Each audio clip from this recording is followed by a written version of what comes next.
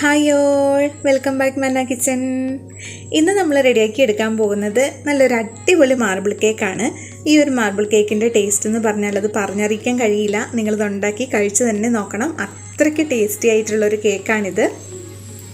അപ്പോൾ വീഡിയോയിലേക്ക് പോകുന്നതിന് മുമ്പായിട്ട് മന്ന കിച്ചൻ ചാനൽ ഇതുവരെ സബ്സ്ക്രൈബ് ചെയ്യാത്തവരുണ്ടെങ്കിൽ, അല്ലെങ്കിൽ ചാനൽ ആദ്യമായിട്ട് കാണുന്നവരാണെങ്കിൽ താഴെ കാണുന്ന റെഡ് സബ്സ്ക്രൈബ് ബട്ടൺ ഒന്ന് ക്ലിക്ക് ചെയ്യാനും പിന്നെ തൊട്ടടുത്തുള്ള ബെല്ലൈക്കൻ കൂടി ഒന്ന് എനേബിൾ ചെയ്തിട്ട് ഓൾ എന്ന ഓപ്ഷൻ പ്രസ് ചെയ്യാനും കൂടി മറക്കരുത് കേട്ടോ.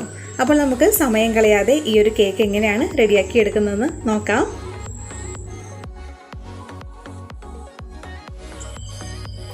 അപ്പോൾ ആദ്യം നമുക്ക് ഡ്രൈ ഇൻഗ്രീഡിയൻസ് അരിച്ചൊരു ബൗളിലേക്ക് ഇട്ട് കൊടുക്കാം. അതിന് വേണ്ടിയിട്ട് ഞാനിവിടെ 3/4 കപ്പ് കേക്ക് ഫ്ലോർ ആണ് എടുത്തിരിക്കുന്നത്.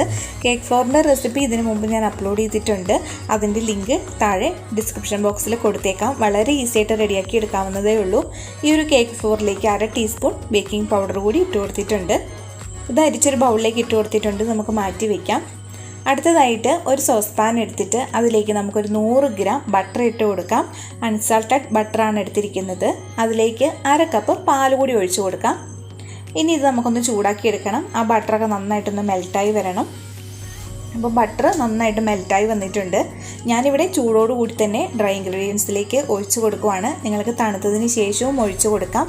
ചൂടോടുകൂടി ഒഴിച്ചിട്ട് നമ്മൾ മിക്സ് ചെയ്യുന്ന സമയത്ത് നന്നായിട്ട് കട്ട പിടിക്കും. അത് സാരമില്ല. ഇനി ഇതിലേക്ക് നമുക്ക് എഗ്ഗൊക്കെ ചേർത്ത് കൊടുക്കാനുണ്ട്. അതുകൊണ്ട് കട്ട പിടിക്കുന്നത് കുഴപ്പമൊന്നുമില്ല. അപ്പോൾ ഡ്രൈ ഇൻഗ്രീഡിയൻസിലേക്ക് പാലും ബട്ടറൊക്കെ ചേർത്തിട്ട് മിക്സാക്കി എടുത്തിട്ടുണ്ട്.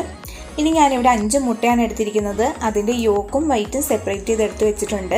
അതിലെ എഗ് യോക്ക് നമുക്ക് ഈ ഒരു മിക്സിലേക്ക് ചേർത്ത് കൊടുത്തിട്ട് നന്നായിട്ട് യോജിപ്പിച്ചെടുക്കാം. നമുക്കിത് വിസ്ക് വെച്ചിട്ടല്ലാതെ ബീറ്റർ വെച്ചിട്ട് മിക്സ് ചെയ്തെടുക്കാം കേട്ടോ. ബീറ്റർ വെച്ചിട്ട് മിക്സ് ചെയ്യുന്ന സമയത്ത് ഇത്രയും കട്ടയാവില്ല, കുറച്ചുകൂടി ലൂസായിട്ട് കിട്ടും. ഇനി നമുക്കൊരു 2 ടീസ്പൂൺ വാനില എസൻസ് കൂടി ചേർത്തിട്ട് ഇതൊന്ന് മിക്സ് ചെയ്തിട്ട് മാറ്റി വയ്ക്കാം. അടുത്തതായിട്ട് നമുക്ക് എഗ് വൈറ്റ് ബീറ്റ് ചെയ്തെടുക്കാം. 5 എഗ് വൈറ്റാണിത്. അതിലേക്ക് ഒരു 1/4 ടീസ്പൂൺ ഉപ്പിട്ട് കൊടുത്തിട്ടുണ്ട്. ഇനി നമുക്ക് ആദ്യം മീഡിയം സ്പീഡിൽ ഇതൊന്ന് ബീറ്റ് ചെയ്തെടുക്കണം.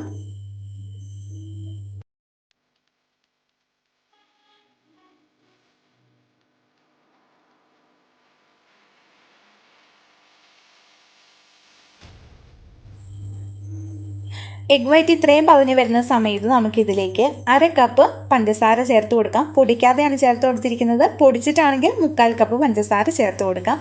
അത് നമുക്ക് കുറച്ചായിട്ട് ചേർത്തിട്ട് എഗ് വൈറ്റ് നല്ല സ്റ്റിക്സ് ആകുന്നത് വരെ ബീറ്റ് ചെയ്തെടുക്കാം.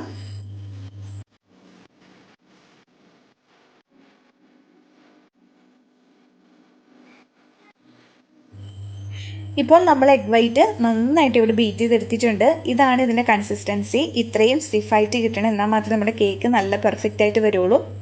ഇപ്പോൾ ഞാൻ ബീറ്റർ വെച്ചിട്ട് ഒന്ന് ലൂസാക്കി എടുത്തിട്ടുണ്ട് കേട്ടോ. ഇനി നമുക്ക് ആ എഗ് വൈറ്റ് ബീറ്റ് ചെയ്ത് വെച്ചിരിക്കുന്നത് കുറച്ച് ഇതിലേക്ക് ചേർത്തിട്ട് കുറച്ചും കൂടി ഒന്ന് ലൂസാക്കി എടുക്കാം. ഇപ്പോൾ ആ എഗ് യോക്കിൻ്റെ മൈദയുടെയൊക്കെ മിക്സ് എഗ് വൈറ്റ് കുറച്ച് ചേർത്തിട്ട് ഒന്ന് ലൂസാക്കി എടുത്തിട്ടുണ്ട്. ഇനി നമുക്കിത് ആ എഗ് വൈറ്റിലേക്ക് ഒഴിച്ചു കൊടുത്തിട്ട് നന്നായിട്ട് യോജിപ്പിച്ചെടുക്കാം. ബീറ്റർ വെച്ചിട്ട് മിക്സ് ചെയ്യരുത്. സ്പാച്ചുല വെച്ചിട്ടോ വിസ്ക് വെച്ചിട്ടോ നന്നായിട്ട് യോജിപ്പിച്ചെടുക്കണം. എഗ് വൈറ്റും എഗ് യോക്കും സെപ്പറേറ്റ് ആയിട്ട് കിടക്കരുത്. നന്നായിട്ട് തന്നെ യോജിപ്പിച്ചെടുക്കാൻ പ്രത്യേകം ശ്രദ്ധിക്കണം. രണ്ടും കൂടി നന്നായിട്ട് മിക്സ് ആയില്ലെങ്കിൽ നമ്മുടെ കേക്ക് പെർഫെക്റ്റ് ആയിട്ട് കിട്ടില്ല.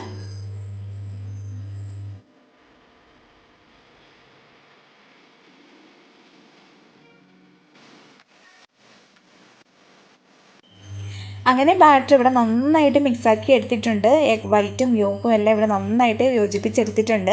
ഇനി നമുക്ക് ചെയ്യേണ്ടത് ഒരു ബൗൾ എടുത്തിട്ട് ഈ ഒരു ബാറ്ററിൽ നിന്നും കുറച്ച് ഒന്ന് വേറൊരു ബൗളിലേക്ക് ഒഴിച്ചു കൊടുക്കാം. നിങ്ങൾക്ക് വേണമെങ്കിൽ പകുതി ബാറ്റർ എടുക്കാം കേട്ടോ. പകുതി വാനില ബാറ്ററും പകുതി ചോക്ലേറ്റ് ബാറ്ററും. ഞാൻ പകുതി എടുക്കുന്നില്ല. വളരെ കുറച്ച് മാത്രമേ ചോക്ലേറ്റ് ബാറ്റർ എടുക്കുന്നുള്ളൂ. ഇനി നമുക്ക് ഒരു ടേബിൾ സ്പൂൺ കൊക്കോ പൗഡർ ഒന്ന് അരിച്ച് ചേർത്ത് കൊടുക്കാം. കട്ടയൊക്കെ ഉണ്ടെങ്കിൽ അങ്ങ് പൊയ്ക്കോളും അരിച്ച് ചേർത്ത് കൊടുത്താൽ. ഇപ്പം ബാറ്റർ കുറച്ച് തിക്കായിട്ടുണ്ട്. ഇനി നമുക്കിതിലേക്ക് ഒരു ടേബിൾ സ്പൂൺ പാൽ കൂടി ചേർത്തിട്ടൊന്ന് മിക്സാക്കി എടുക്കാം.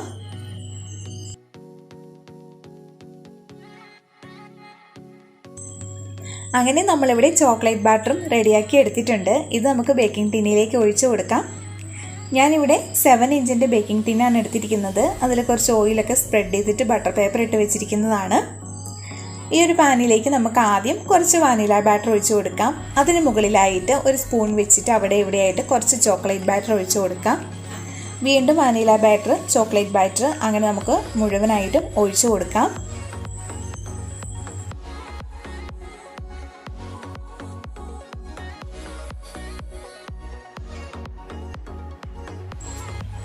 നമുക്ക് കേക്ക് ടിന്നിലേക്ക് ബാറ്ററൊക്കെ ഒഴിച്ച് കൊടുത്തതിന് ശേഷം ഒരു ടൂത്ത് പിക്ക് വെച്ചിട്ടോ ഫോർക്ക് വെച്ചിട്ടോ ഇതുപോലെ ഡിസൈനൊക്കെ വരച്ച് കൊടുക്കാം കേട്ടോ. നിർബന്ധമൊന്നുമില്ല. ഞാനിവിടെ ഓവനിലാണ് കേക്ക് ബേക്ക് ചെയ്തെടുക്കുന്നത്. 180 ഡിഗ്രി സെൽഷ്യസിൽ ഓവൻ 10 മിനിറ്റ് പ്രീ ഹീറ്റ് ചെയ്തതിന് ശേഷം 180 ഡിഗ്രി സെൽഷ്യസിൽ തന്നെ 40 മിനിറ്റാണ് ബേക്ക് ചെയ്തെടുക്കുന്നത്. ഓവൻ ഇല്ലാത്തവർക്ക് കുക്കറിൽ ഡയറക്റ്റ് ഒഴിച്ചിട്ടും സോസ് പാനിൽ ഒഴിച്ചിട്ടും ഒക്കെ റെഡിയാക്കി എടുക്കാവുന്നതാണ്. ഓരോരുത്തരുടെയും ഓവൻ്റെ ടെമ്പറേച്ചറിനും ഗ്യാസിൻ്റെ ഫ്ലെയിമിനും അനുസരിച്ച് ബേക്കിങ്ങിൻ്റെ സമയം മാറ്റം വരും. അങ്ങനെ നമ്മുടെ മാർബിൾ കേക്ക് ഇവിടെ ബേക്കായി വന്നിട്ടുണ്ട്. നല്ല കറക്റ്റായിട്ടാണ് ബേക്കായി വന്നിരിക്കുന്നത്. നല്ല പെർഫെക്റ്റ് ആയിട്ട് തന്നെ കിട്ടിയിട്ടുണ്ട്. കേക്ക് തണുത്ത് വന്നതിന് ശേഷം നമുക്ക് ബട്ടർ പേപ്പറൊക്കെ ഒന്ന് മാറ്റി കൊടുക്കാം. പിന്നെ ഈ ഒരു കേക്ക് ഞാനിതിൽ കട്ട് ചെയ്ത് കാണിക്കുന്നില്ല. ഇത് എൻ്റെ ഒരു ഫ്രണ്ടിന് കൊടുക്കാൻ വേണ്ടിയിട്ട് ഉണ്ടാക്കിയതാണ്. ഞാൻ സെയിൽ ചെയ്യുന്നില്ല കേട്ടോ. ഈ ഒരു രീതിയിലുണ്ടാക്കി ഞാൻ മാർബിൾ കേക്ക് സെയിൽ ചെയ്യുന്നില്ല.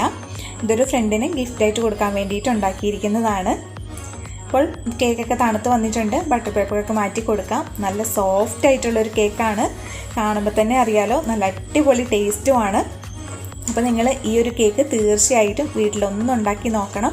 അതിനുശേഷം നിങ്ങളുടെ ഫീഡ്ബാക്ക് അറിയിക്കാനായിട്ട് മറക്കരുത്. ഈ വരുന്ന ക്രിസ്മസിനൊക്കെ എല്ലാവർക്കും ട്രൈ ചെയ്ത് നോക്കാൻ പറ്റിയിട്ടുള്ള നല്ലൊരു അടിപൊളി മാർബിൾ കേക്കിൻ്റെ റെസിപ്പിയാണിത്. പിന്നെ ഈ ഒരു വീഡിയോ നിങ്ങൾക്ക് ഇഷ്ടപ്പെട്ടിട്ടുണ്ടെങ്കിൽ തീർച്ചയായിട്ടും താഴെ കാണുന്ന ലൈക്ക് ബട്ടൺ ഒന്ന് ക്ലിക്ക് ചെയ്യാനും പിന്നെ നിങ്ങളുടെ ഫ്രണ്ട്സിനും ഫാമിലിക്കൊക്കെ ഈ വീഡിയോ ഒന്ന് ഷെയർ ചെയ്ത് കൊടുക്കാനും കൂടി മറക്കരുത്. പിന്നെ നമുക്കൊരു ഫേസ്ബുക്ക് ഗ്രൂപ്പുണ്ട്, മന്ന കിച്ചൺ. ആ ഒരു ഗ്രൂപ്പിൽ എല്ലാവരും ജോയിൻ ചെയ്യണം.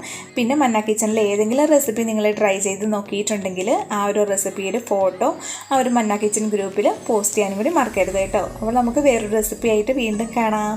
Thank you for watching.